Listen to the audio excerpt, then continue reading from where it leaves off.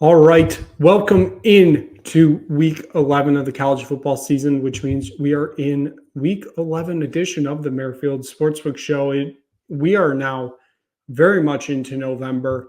The football season has flown by. We have, I think, 3-4 weeks left of the regular season, something along those lines. The tears are already flowing over here at the Merrifield Sportsbook. But we're here until at least mid-January, up until that national championship. Of course, Matt, welcome back. I kind of forgot you weren't on the show last week, so welcome back. Jay, you're here. J Walsh, you're also here. Matt, we'll just start with you. Your absence was you were missed greatly last week, but I think we carried on the show good without you. I appreciate you fellas taking care of business without me. I almost decided to take a business decision and not show up this week due to the fact that I had my best week in like a month since not coming on the show. But I'm a professional. The people need to know the explanation behind my picks, and I'm willing to sacrifice what might be a piss poor parlay this week if it means the people are educated, even though by explaining these picks and talking them into making these bets, I might be costing them. But it's not gambling advice. I hope you're enjoying my roommate on the phone walking by. Shout out. He's a pretty important man after the results of yesterday and the race he helped support as an intern for, not one of the big ones. Shout out state elections, fighting for helping state officials. I don't know which candidates he was helping run, but so yes, shout out the small elections. But anyways, other than that, good to be back. Jay DeCoster, this is the first time we have been somewhat face-to-face since Monday's events in Chicago, Illinois. DePaul, I think they were like a 20.5-point favorite, winning in overtime against Southern Indiana. The Chris Holtman era, off to a flying start. God, the Screaming Eagles almost pull off the upset. Honestly, it's not really an upset because DePaul's kind of garbage, so a win's a win. And by the way, did you, because you sent that in our chat, did you actually, and please don't tell me you placed that bet. No, I did not put that much money on it. We are responsible gamblers here. Please do not, you cannot be doing that on DePaul, especially on DePaul. It was a free bet, Jay. Exactly. It was free. You knew it was free. Free $5. You know, it wasn't free. Western Michigan, they're selling the bag right now as we speak. This Maction parlay is more dead than anybody has ever been deader before. Yeah, it's more dead than dead. There's no other way to put it. You know what else is dead? J Walsh's locks. We told you, J Walsh, last week that your lock was just absolutely stupid, and look who ended up being right. So I sent it to you guys as it was happening, but my excuse for that game is Le'Veon Moss being injured, and I am sticking to that. Matt, I don't care what you say. I'm sticking to it. If Le'Veon Moss was not injured, Texas A&M would have covered easily. I need to say is that when you sent the text last Wednesday and you said you sent your parlay and you said lock Texas A&M, I laughed out loud and I didn't even take South Carolina, and I was too scared to do it. But I was like, I know damn well A&M is not a lock in this situation. They're not going into the sandstorm. One of these weeks, I'm going to start fading your lock. I haven't done that yet. I don't know why I haven't gotten on that train yet. Honestly, you should. You should have been doing it like 4 weeks ago, because I'm pretty sure this is at least 4 or 5 in a row now that I've missed. So I honestly, I don't know where we go from here. I'm hoping we could turn it around, but oh my God. My lock didn't hit last week because the woke left in Houston, Texas wouldn't let Navy play the game on time. They kept delaying it. That game was BS. Rice stole that game through delays and weather. The fact that Houston's game went on without delays, but Rice kept canceling it and pushing it back is BS. That's all I got to say. I mean, you can't bet against the Navy in rain in the water. So this is 100% Rice's fault for delaying that game because I was one that was also grieved by that, as I also had Navy, and that just was an absolute disaster. But what's not a disaster is, of course, the Week 11 edition of the J Walsh rankings. J Walsh, you have some competition in the rankings this week. A little known ranking called the College Football Playoff Ranking came out on Tuesday night. We will get into that, though, after we go through your top 15. All right. So I would just like to preface these rankings by saying that although the College Football Playoff Rankings were announced before the J Walsh rankings were formulated, I did not actually look at the College Football Playoff Rankings until after the formulation of the J Walsh rankings. So these are 100% honest rankings that are not taking into account that phony baloney ranking system. So without further ado, go ahead. Before we get into it, when they do the College Football Playoff Rankings, Reese Davis always says, we have not seen the rankings yet. We have all seen the J Walsh rankings coming into this.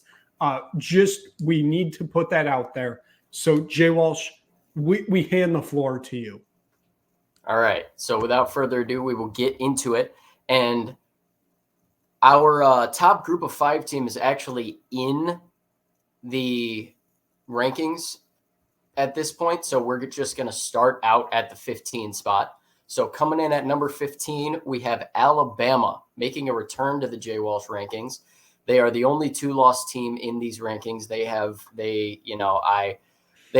some decent quality wins on the schedule. They have 2 losses against top tier teams. Of all of the teams in that kind of section, they deserve to be in that 15 spot. Coming in at number 14, we have Iowa State dropping down pretty significantly after losing to Texas Tech this past weekend. Coming in at number 13, we have our nation's military, the Army Cadets.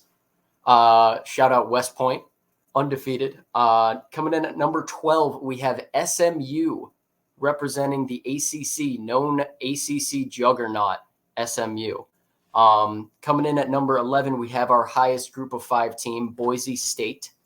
And then coming in at number 10, Penn State, coming off a tough home loss against Ohio State. Some people might think this is dropping a little bit low for them. To me, they just don't have the quality wins to stack up against the other 1-loss teams in this ranking. Number 9, we have Tennessee. Number 8, we have Texas. Number 7, we have Notre Dame. Number 6, we have Miami. 5, we have the Hoosiers of Indiana. And then rounding out the top 4, we have BYU, Ohio State, Georgia, and Oregon. So that is the top 15. We get into the matchups. We have coming in number 8, Texas versus number 9, Tennessee, with the winner playing Oregon in the Rose Bowl. We have number 5, Ohio State, playing number 12, SMU, with the winner of that game playing against Miami in the Peach Bowl. We have number 6, Indiana versus number 11, Boise State, with the winner playing Georgia in the Sugar Bowl. And then we have number 7, Notre Dame versus number 10, Penn State, with the winner playing BYU in the Fiesta Bowl. So that is our rankings. The first 4 out, left out of the J Walsh College Football Playoff in this scenario are in order. We have Army, Iowa State, Alabama, and then Texas A&M is that number 16 team that just got left out of the rankings this week. So without further ado, I will open the floor to you guys to get your opinions and see what you guys think about it. Yeah, I guess I'll start. Thank you for including our nation's military. This is very much deserved, I feel. Even though they haven't really played many very good teams this year, I still think they've played decent enough football to justify this rankings. But then another point, Matt brought it up, I think, in the last show he was on 2 weeks ago. And it was when Iowa State was ranked, whatever it was like 6 or 5, somewhere up there. We truly didn't know if Iowa State was good. I mean, it kind of feels like they're not what we thought they were, especially losing to Texas Tech of all teams. Like if it was to BYU, it would make sense. Texas Tech, yeah, I don't know. Overall, I think the rankings are okay. I know, Matt, we talked about it last night. We'll get into the college football playoff rankings, but I think Boise State, like, I think them being this high is kind of insane for right now, but it is what it is. They're still a very good team. We'll see how it plays out. Yeah, I mean, I'm just super uncomfortable with BYU being number 4 and Indiana being number 5 in the country. I don't know how I feel about this. I need to, and maybe this is just a quorum I need to overcome myself, because let's be brutally honest here, guys. College football kind of stinks this year. Like there are still 25 teams still in play for a 12-team playoff, whereas the 14 playoff would still be more interesting. And now I'm here for it. More fun college football, I guess, but it kind of just sucks because it's not like they're truly Oregon, Georgia, Ohio State, Miami, I guess, and Texas, I think, are national championship contenders. After that, it's kind of a flip of a coin. So, but I guess for these rankings, I don't necessarily have an issue. Army should be outside Iowa State, and I'm not an Alabama fan, honestly. I think, and we'll get into this, I think LSU is a better football team than Alabama, top to bottom. But so I got no complaints here. I think this is a pretty solid rankings. Very nice work, Mr. J Walsh. Yeah, I would agree. I don't really have any problems with this. No, I agree. Like when you have BYU at number 3 and Indiana number 6, just shows where we are right now. Look, Indiana's, I'm going to give them their props, but look, I mean, they still really haven't played anybody. Like we're going to find out in Ohio State in a couple weeks who they really are. If they can compete in that, even win that game, they're for real. But we just don't know. I mean, they really have not played anybody. But other than that, yeah, Boise State 11 is just kind of crazy. I mean, it's fine. I agree with it, but it's just kind of crazy in the landscape of college football right now. They're, Boise State's at 11, and that's the Group of 5 team. Yeah, I mean, it's just these teams. Like, I mean, Oregon will probably end up lifting the trophy at the end, but it's just, I mean, just BYU at 3 is just kind of, I mean, who had that on your bingo card before the season? It's kind of crazy where we are right now, and it's up for grabs. Like. I feel like some team out of nowhere like this can come in and just can do damage in the playoff. We just don't know who it is yet. So yeah, and I just to kind of cover your guys' concerns there a little bit, I do agree that this was a very difficult week to formulate the rankings. I mean, I come up with it on a sheet myself. I have multiple things crossed out where I kind of had something written down and then kind of had another train of thought go through. So a lot of these rankings are very close, and it was a very tough decision between teams. The things I look at are top tier wins, your kind of marquee wins of who you have. And if two teams have kind of similar situation in terms of the wins, I look at losses. I look at the way that you've played against opponents. So like, for example, separating like an Indiana and a Miami, neither team has really played anyone that's great yet.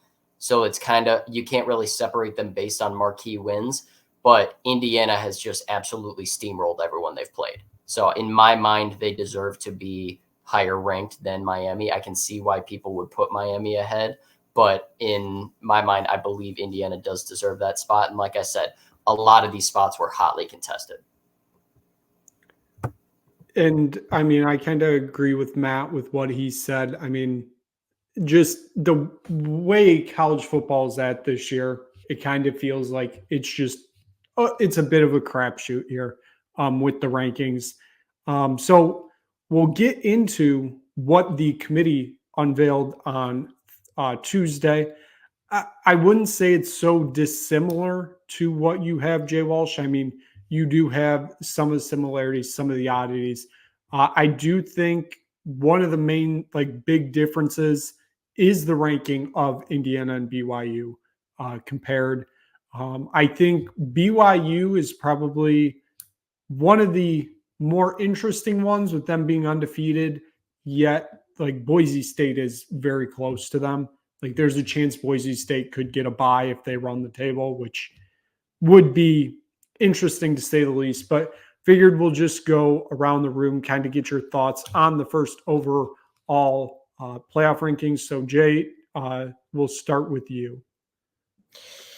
No, overall, I think they, I don't know. Overall, I think they got it right. First of all, Pitt's not a very good team. They should be way lower than that.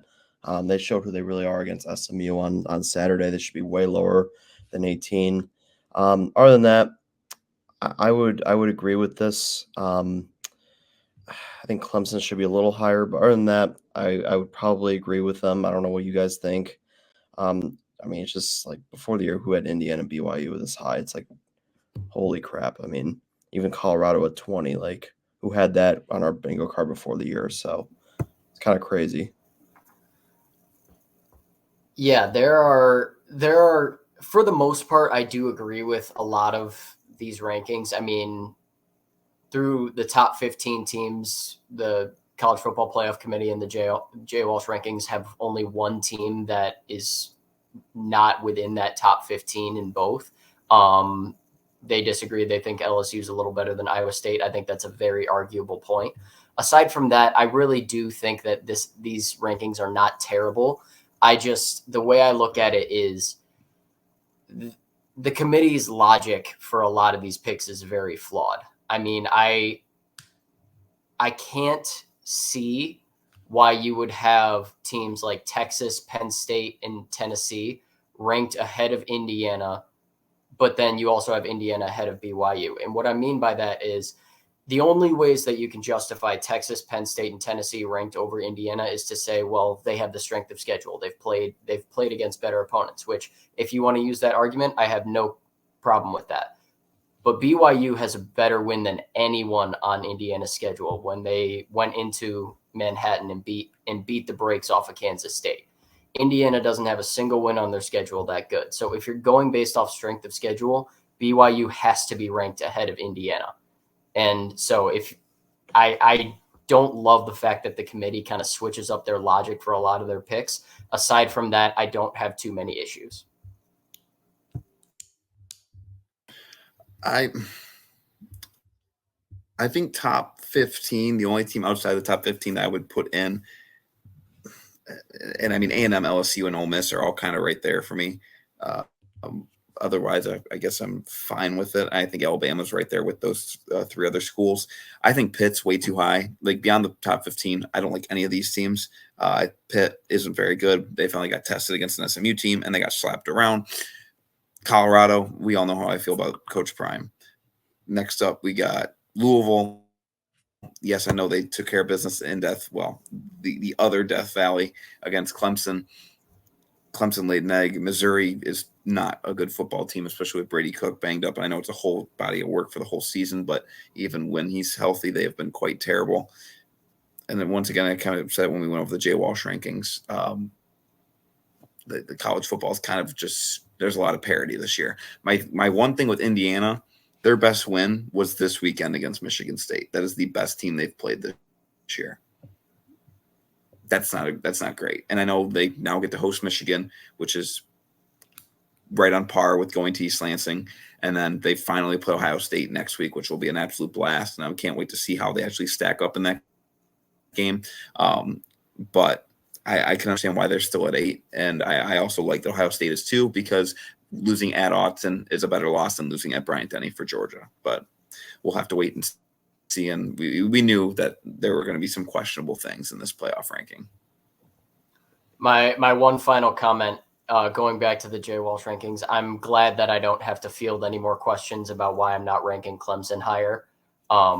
So thank you to the Louisville Cardinals for proving me correct on my Clemson Tigers disbelief. But anyway, continue.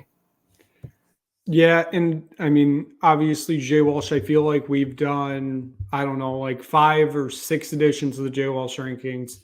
This is the first one of the college football playoff. There's still games to be played. things will change up by the time we get to, I think it's like December 8th or whenever the committee officially announces the playoff. But it's interesting to see where we're at this point in the season. Also, whoever decided to make Ward Manuel the committee chair and have him on ESPN every week, that's just an absolutely stupid decision. Nobody needs to see that bald fraud on their TVs at all during this. It's not a good look for the college football playoff, plain and simple. So given that, we will move into this week. I looked at the slate. I truly didn't see much game-wise. Got 2 games out of it. Our Michigan State Spartans are on the bye this week. After that loss to Indiana. So no Spartan talk this week, but we will get into the first game that we have on this preview, and it is Georgia. The Bulldogs are a 2.5-point favorite traveling to Ole Miss. The over-under is 54.5. J Walsh, will start with you. This feels like it's a elimination game for Ole Miss. For Georgia, they got the win against Florida last week, but it was not convincing at all. It wasn't. And the thing I am looking at in this game, because Ole Miss has, they had the loss to LSU a couple weeks ago, and then they've rattled off a couple decent wins since then, taking care of business against Oklahoma. And then obviously they put up 60 points on Arkansas last week. But the thing I'm looking at is I really just don't think that Ole Miss is in the same class as Georgia this year. And I think there are only a couple teams that are in the same class as Georgia. I think you have Oregon. I think you have Ohio State. Obviously we saw Alabama beat them earlier in the season, but I think if that game was played again, I think it goes very differently, frankly. And I don't really know how many other teams are in that class. I think Georgia is just very talented. I think this is a get-right game for Georgia. And I think Georgia is going to come out a little upset at the college football playoff committee, because I think they're going to look at it and say, why is Ohio State ranked ahead of us? So I think they are going to come out angry. They're going to come out looking to make a statement. I have Georgia covering this game. It is my lock of the week this week. So that means Ole Miss will probably end up winning, but I am making this game my lock of the week. Go Dogs. I'm rolling with Kirby Smart. In terms of the over-under, I would probably go with the over, just because Ole Miss is capable of scoring points, although Georgia has a great defense. And I think, like I said, Georgia's going to come to play. So I'm rolling with the Dogs here. God, I hate that your lock, because it is in my parlay, and now I'm very much. I would like to request, if you don't mind, of me going next. My take on this game is that, and this kind of goes into the second game we're talking about, which is Alabama and LSU, and because they both have similar vibes, I think, in terms of close road favorite, and the better team is going on the road. One of the home teams will win in this game. And I think it's LSU, but now that J Walsh is picking Georgia, I am really upset.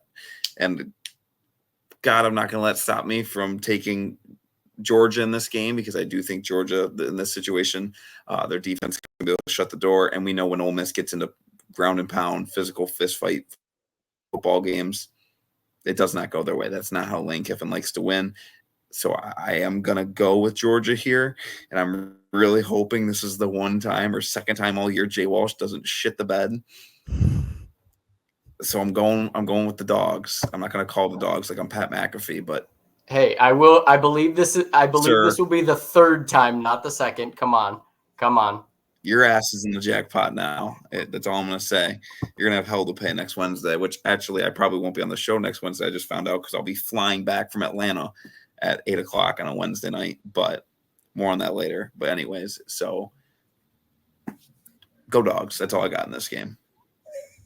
So what I'm hearing is Merrifield Sportsbook on a Delta flight or whatever We you're were flying.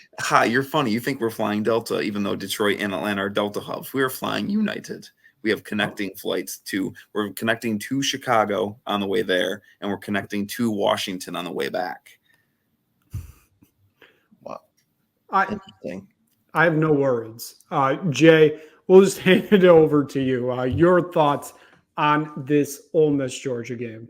Yeah, I was also going to take Georgia, but now that the J Walsh lock curse is taking effect, no, I think Georgia's winning this game. I mean, Ole Miss, I would say, has been a disappointment this year. Lane Kiffin's a great coach. I mean, they have a great offense, but Georgia's going to be the more hungry team in this game. The Grove is a tough place to play, but still, and Carson Beck needs to get right because he's been horrible the last 3 games. If there's a get right game and a prove it game for him, it's going to be this one, I think. And Georgia, I agree, J Walsh is going to be pissed at the college football playoff community.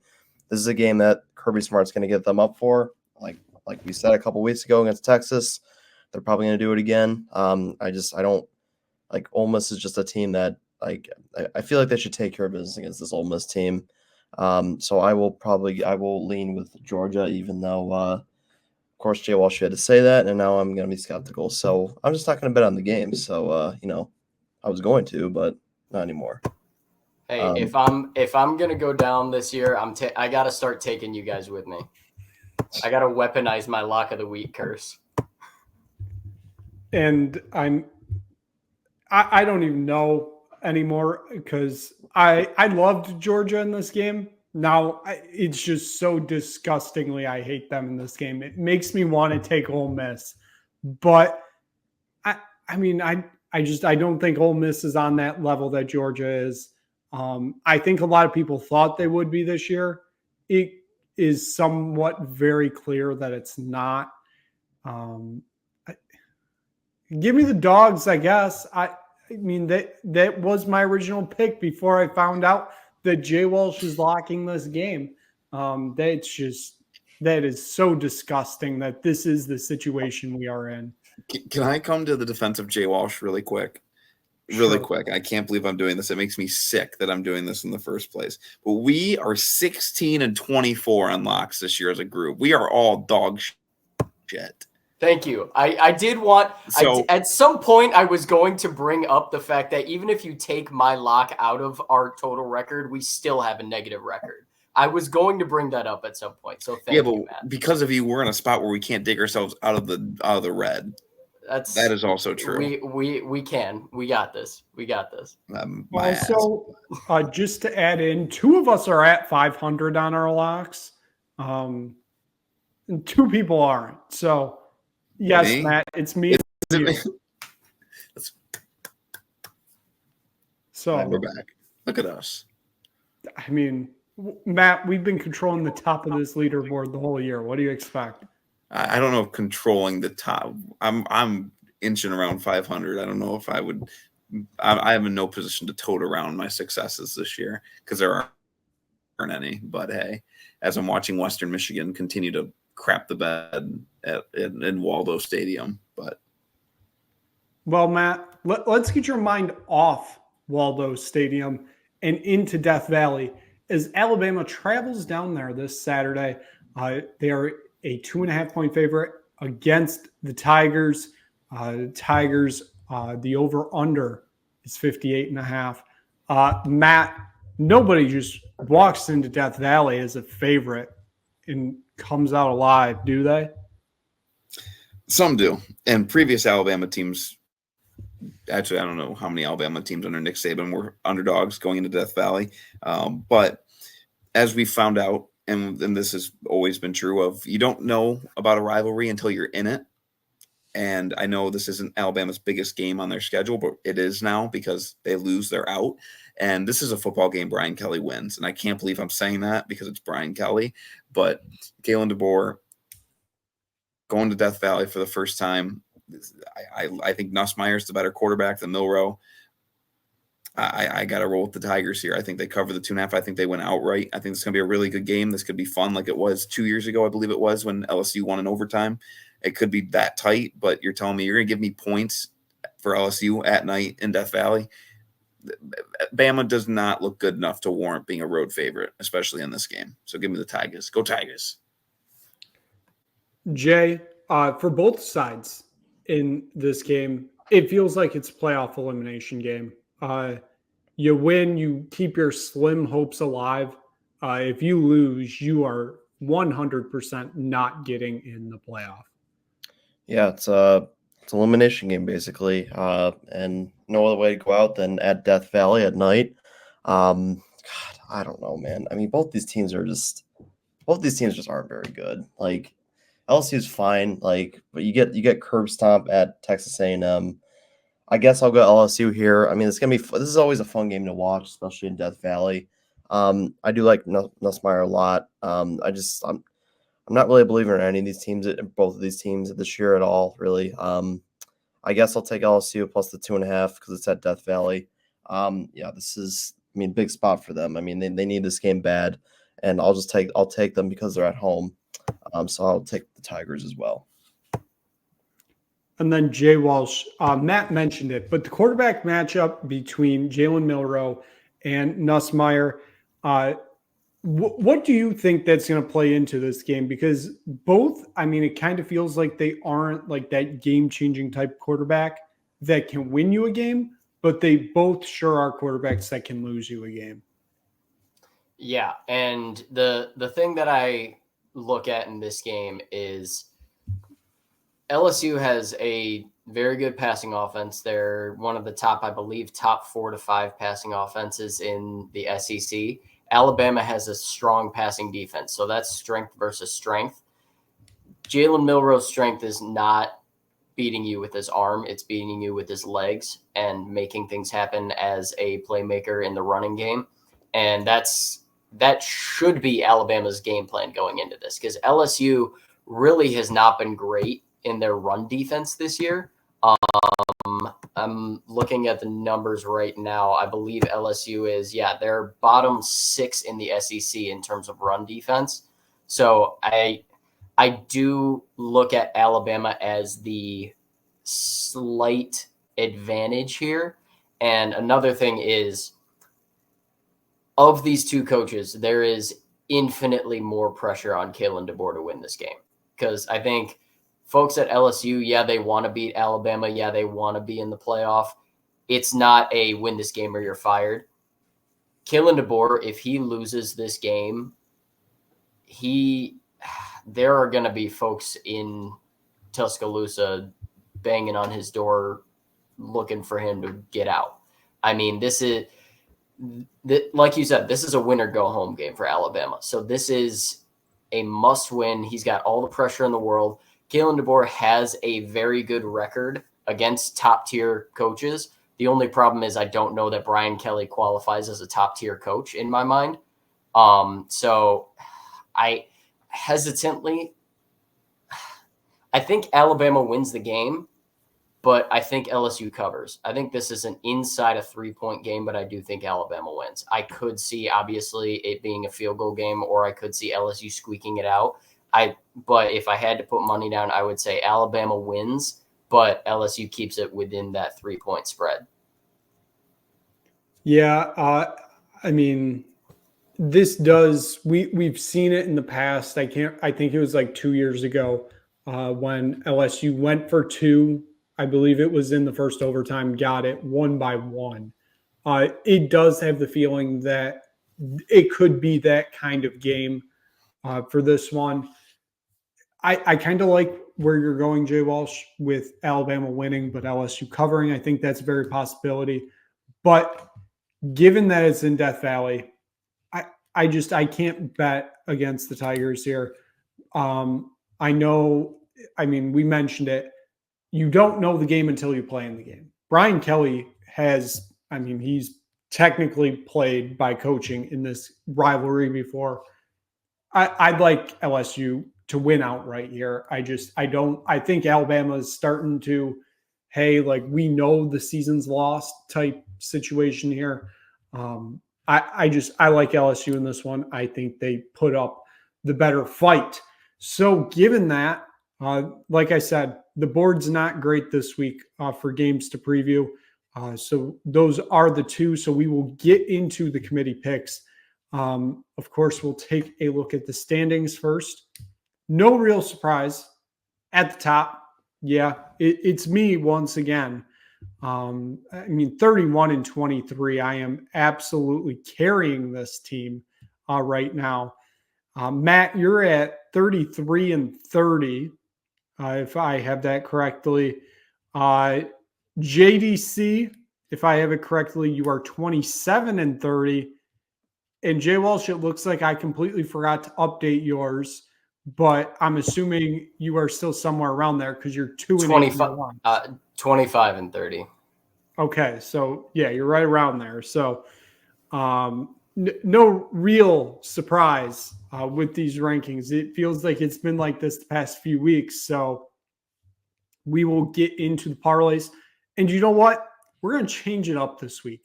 We're going last to first. So J Walsh, you will be releasing your parlay first. All right.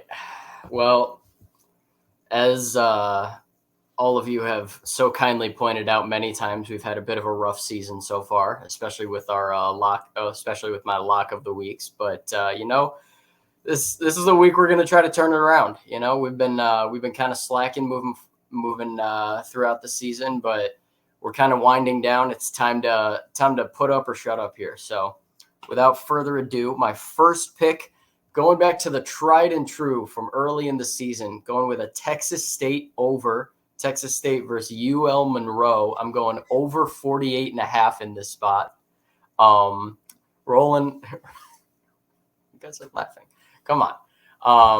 Not really a whole lot to say in this game. Texas State is still they're capable of scoring a lot of points. They don't stop a lot. UL Monroe is very capable of putting up 25 to 30 points. I think 48.5 is honestly irresponsibly low for this line.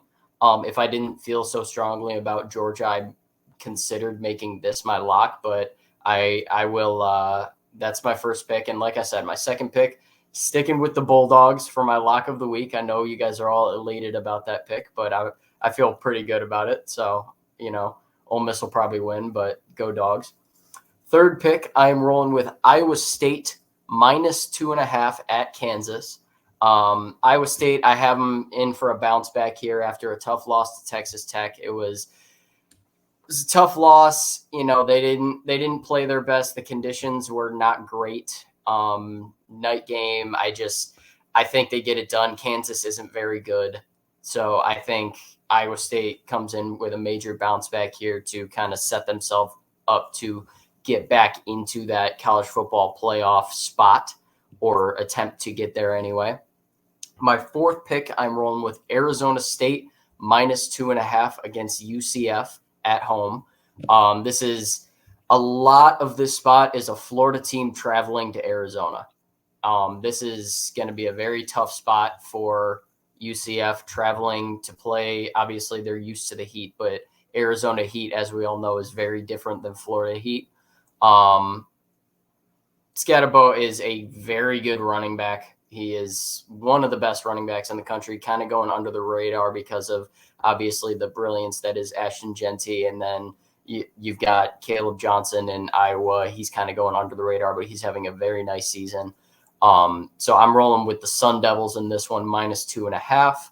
And then my final pick, I am going with Pitt -7.5 at home versus Virginia, mostly because I don't think Virginia is very good. This is a home game for Pitt. They are kind of fighting for their lives right now to stay in contention for anything right now. So I think they are coming into this game, again, kind of looking to make a statement. I'm rolling with the Panthers, rolling with Narduzzi here, -7.5 against Virginia. So those are my 5 picks, hoping we can have a good week here so we can start climbing the rankings a little bit, get my lock of the weeks back on track. So without further ado, I will turn it over to JDC. All right, got a nice five picks here for you guys.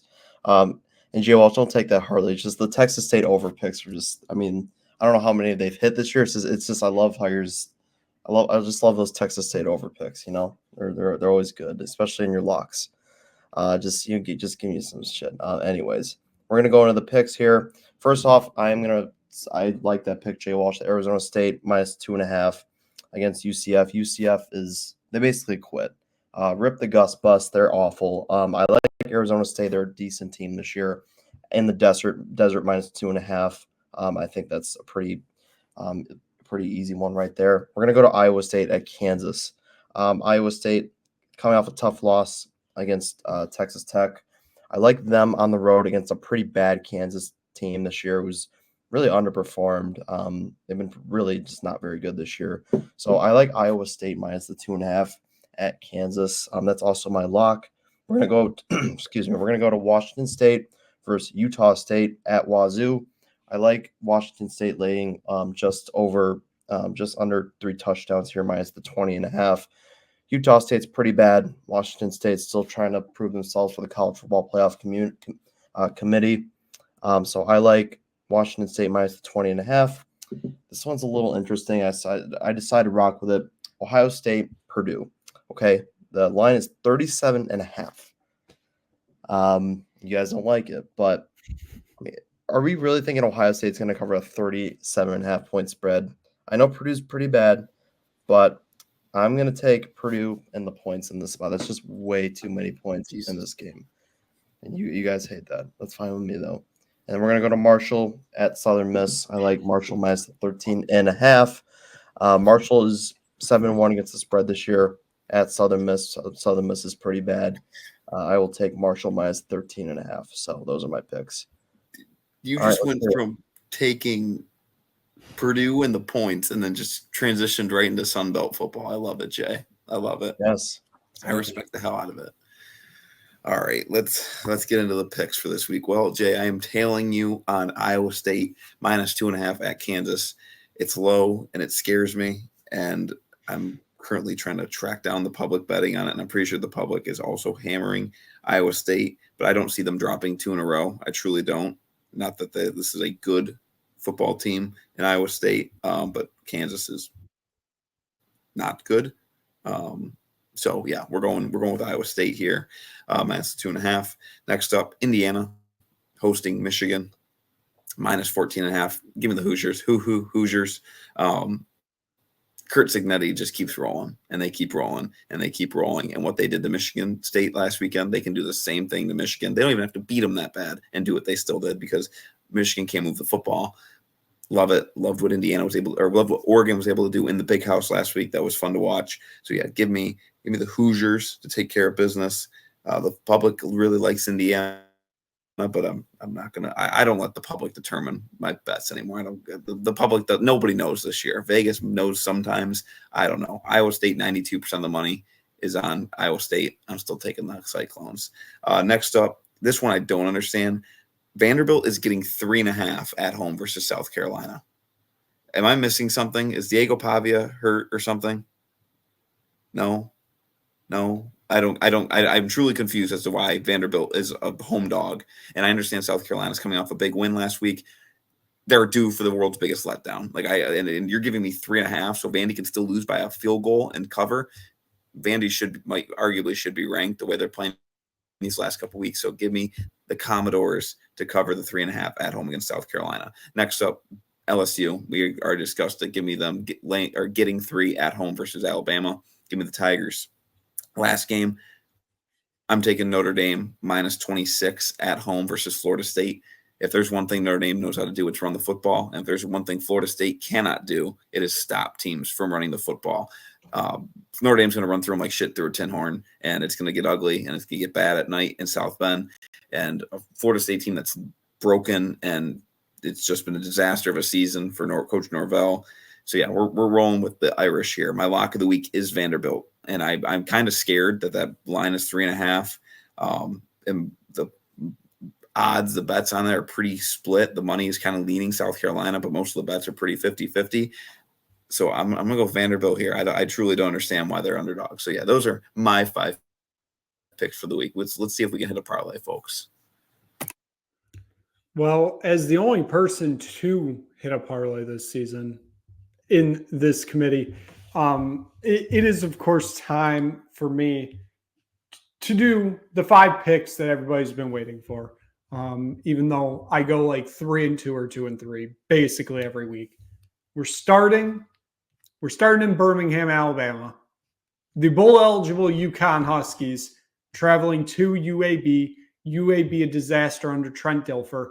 Give me the Huskies -6.5. We've talked about the Georgia game. Sadly, it's still on my parlay. I really should have changed it after the recent news about J Walsh locking them, but we're just going to hope. We're going to hope J Walsh is right for once, and we're going to hope for victory in this one. I mean, theoretically, Georgia should win this game, but knowing the J Walsh curse, Carson Beck will get injured on the first drive and they'll lose by 20. Just saying. We move on to the third game. Matt, it's your lock. I love this game. Vanderbilt +3.5 for South Carolina.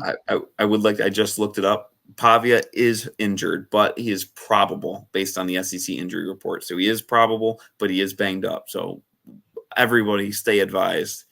There's some truth as to why they are 3.5-point dogs, but if he plays, they're going to be fine. But anyways, continue, Mr. Berg. I mean, still, that is peak letdown game for South Carolina there, going into probably a sleepy Vanderbilt Stadium or First Bank something. I don't know what they named it anymore. Name stadiums Memorial Stadium or blank stadium. Don't put names of companies on it. Make it easier for us. I believe it's now called the construction site. Same thing. Yes, exactly. The construction site. RIP the hanging scoreboard from a crane. Sadly, that has dearly departed us from last year when we thought it was going to fall during the first game of the season in week 0 against Hawaii. What a time to be alive that was. Moving on to the fourth pick of my parlay. Can somebody confirm this is the whiteout weekend, correct, for Penn State? Okay, then give me Penn State -13.5 versus Washington. Washington god awful, especially going to the East Coast. Penn State bounce back game situation, giving the Nittany Lions, and then, well, I mean, it is technically somewhat a Lion, but it's a Cougar. BYU -3.5 at Utah. Utah not good. BYU having the best season in a long time. The Holy War, I know. Huge rivalries, so there's a chance this could just go sideways and Utah run away with this. But give me BYU in this one. I don't think the line should be that low for them. So that is my 5 picks for the week. I don't know if I mentioned it, but UConn, the Huskies, are the lock. Shout out to Dan Hurley's UConn Huskies, back-to-back national champions.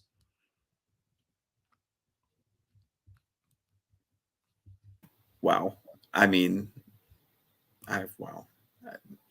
You mean round of 32 exit UConn Huskies? The last time, I don't remember them losing in the round of 32 last year. I think I have photographic evidence that they actually made it to Glendale. They may have, but only one team in this group chat is making it to San Antonio, and it is the Jeremy Fears-led Michigan State Spartans. Well, okay. Given that they figure out how to shoot a basketball, because right now they couldn't hit water if they fell out of a boat. But well, there's a reason why they won't be in San Antonio. I will mention this since we're getting into it. Matt, your tweet on Monday night before your broadcast, it said the road to San Antonio starts here. You misspelled the road to Dayton starts here for the Michigan State Spartans. I misspelled nothing. The last thing I'll say about Michigan State basketball is that Trey Holloman tomorrow needs to figure out how to shoot again, because my father's false narrative about his ability to shoot is currently a correct narrative. And I am tired of hearing that Trey Holloman can't shoot, because he can, and we've seen it. J Walsh, I argue about with him every single day, and it's he was our best shooter last year. I know he shot 43%. I am aware of these things. He still can't shoot, according to my father. So this is what I deal with. But let's ride, folks. All I know is the streets are talking that known Farmington High School product Jaden Akins will be in the discussion for the Wooden Award at the end of this year. That is not happening. Yeah, no That thanks. is just Probably the streakiest player. Stop the count. Stop the count. Speaking of stopping, I think it's time to end this show. What a great show we had. Some great narratives pushed for not the best of slates. I mean, it could be better, but it could be a lot worse because there could be no football. So thank you so much for watching. If you just stumbled across the Merrifield Sportsbook Show, and if you enjoyed it, hey, click subscribe, click like, tell everybody you know about it. If you didn't enjoy it, click like, click subscribe, tell everybody you know about it. Because, I mean, if you didn't enjoy it, you get to complain to people. If you enjoyed it, you get to say, hey, look, these people are doing great. I know some people aren't doing great on their locks, but, I mean, hey, here we are. So thank you so much for watching. I mean, check out the whole Nick Bird Sports Network. It seems like it's a weekly tradition now. I say, hey, Tottenham's playing this random team in Europe on Thursday. Yeah, Tottenham are in Turkey tomorrow as we're recording. So this will be yesterday when you see this, facing off against Galatasaray. Let's hope for a victory. But, of course, the nickname for their stadium is literally Hell. So that should be fun. Good thing. That should just be so enjoyable. Good thing Tottenham have, Tottenham is hell. So what's really the difference? So make sure you check out Top of the Perch. That's what I was getting to. We'll recap everything that happened in Istanbul on Thursday night. So thank you so much for watching. As Jay DeCoster and J Walsh, they're both dying laughing. Matt is stone cold, just doesn't care. Yeah. Thank you so much for watching. We will see you again next week for week 12 of the Merrifield Sportsbook Show.